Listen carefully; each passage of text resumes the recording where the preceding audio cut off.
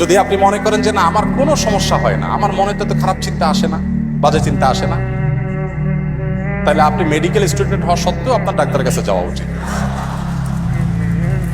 অথবা আপনি আপনার কথায় অসত্যবাদী, দুইটার একটা। দেখুন, আমি বলছি না যে কোনো হোয়াটসঅ্যাপ গ্রুপে, কোনো মেসেঞ্জার গ্রুপে বা কোনোভাবে শরিয়ার পর্দা মেনটেন করে একে অন্যের সাথে পড়াশোনা বিষয়গুলো শেয়ার করা যাবে না, তা বলছি না। আপনি সেফটি নিশ্চিত করে যদি এটা করেন, আপনি অবশ্যই করতে পারেন, কিন্তু সেফটি নিশ্চিত করতে হবে।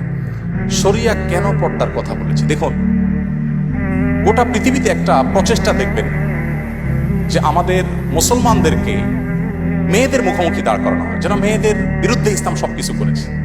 আমরা গত পরশুদিন সম্ভবত বুয়েটে আলোচনা করেছিলাম যে আমাদের প্রিয় নবী সাল্লাল্লাহু আলাইহি ওয়াসাল্লাম নারীদের জন্য কি করেছেন।